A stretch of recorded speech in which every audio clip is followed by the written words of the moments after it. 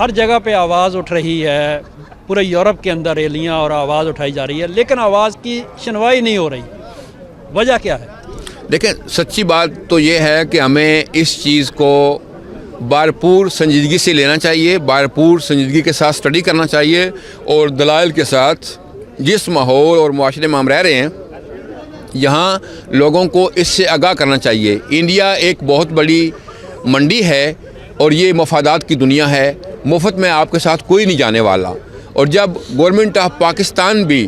وہ اقدامات نہیں لے رہی جو کہ لینے اشد ضروری ہیں اس وقت تو ہنگامی بنیادوں پر ہمارے وفود جو ہیں وہ دنیا بھر کے دارالحکومتوں میں گھومنے چاہیے، کہیں سے کوئی جا رہا ہو تو کوئی دوسرا آ رہا ہو، تاکہ اس شدت کا لوگوں کو احساس ہو، اس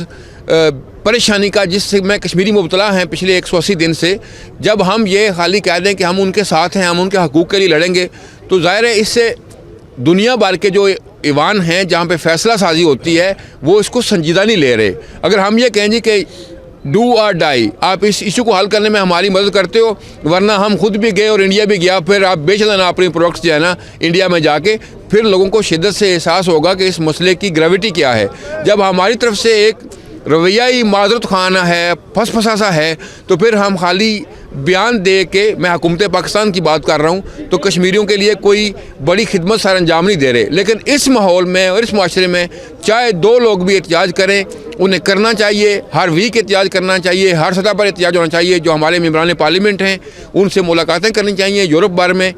یورپ کے سارے ایوانوں کے سامنے احتجاج ہونا چاہیے، وہاں پہ عرض داشتیں بھیجنی چاہیے، ان کو خط لکھنے چاہیے کہ ہم آپ کے سٹیزن ہیں اور ہمارے بھائیوں کے ساتھ یہ ظلم روا رکھا جا رہا ہے۔ فاسسٹ مودی جو ہے وہ 8 ملین لوگوں کو اس نے ایک جیل میں ڈال دیا ہے اور 180 دن ہو گئے ہیں، لوگ اس کو سنجیدہ کیوں نہیں لے رہے؟ اس لیے کہ ہم اس کو خود سنجیدہ نہیں لے رہے۔ بارسلونا سے آواز اٹھی ہے کہ آزاد کشمیر اور گلگت بلتستان کے لوگوں کو فوجی ٹریننگ دی جائے،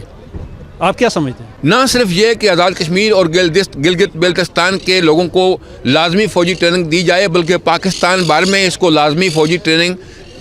کا آغاز ابھی سے کرنا چاہیے۔ کیوں کہ ہماری جو باقاعدہ فوج ہے وہ انڈیا سے چھوٹی ہے سائز میں، اور ہمارا دشمن بہت عیار اور بڑا ہے، ہمارے سارے بارڈر اس وقت انسکور ہیں۔ میں چاہتا ہوں کہ پاکستان کے 20 کروڑ عوام ہیں، ان میں جتنے بھی مرد ہیں، سب کے لیے اس وقت جو فوجی ٹریننگ ہے وہ لازمی ہے۔